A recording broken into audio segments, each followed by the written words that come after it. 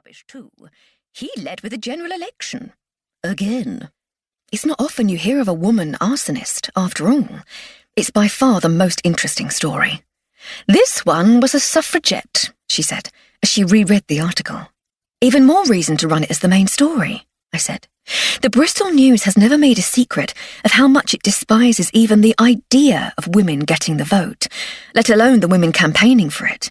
Well, it went with coverage of remarks made by Sir Howell Davis at a Liberal Party meeting in Bedminster.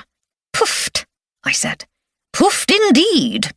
She inspected her breakfast plate, lifting the edge of her fried egg to see what might be concealed beneath.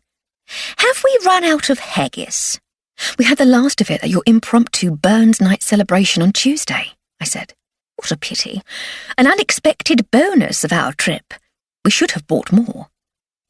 Shortly before Christmas, we had made a trip to Scotland, where we had attended the wedding of Lady Hardcastle's brother, Harry, to Lady Lavinia Codrington, sister of the Earl of Riddlethorpe.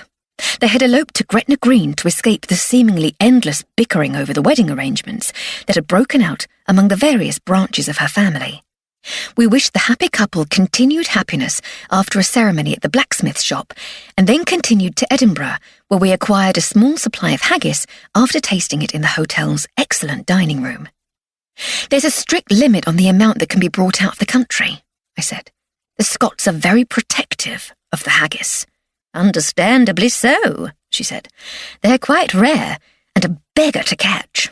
Not if you know their ways, I said.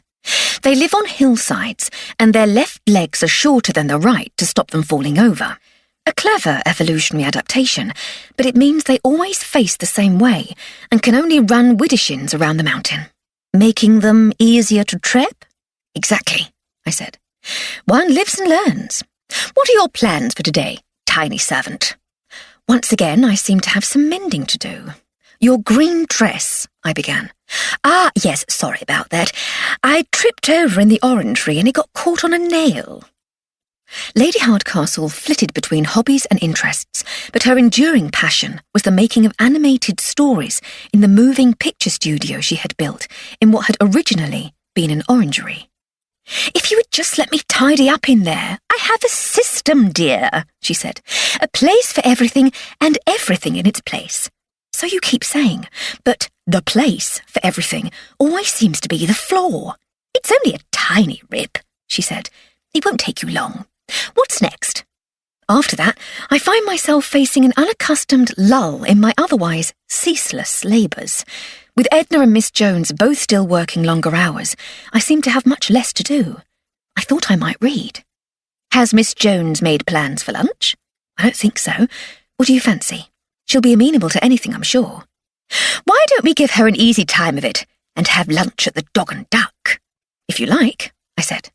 Although I'm not sure that one of old Joe's doorstep sandwiches can compete with even the least ambitious of Miss Jones's prandial creations. He might have pie, and he gets his pies from Holman's. Oh, he might, mightn't he? And it'll give me a chance to catch up with Daisy. All right then, you've talked me into it. Noon, at the foot of the stairs? I'll see you there, she said. As I had promised, I was waiting in the hall in my hat and coat at noon precisely. Or noon, according to the hall clock, anyway, whose accuracy I was beginning to doubt. As well as a tendency to run fast or slow, depending upon its whim, it had also taken to chiming the quarter hour at seemingly random times near the quarter hour, but never quite actually on it. As I had privately predicted, Lady Hardcastle was late, even allowing for the vagaries of the increasingly eccentric timepiece.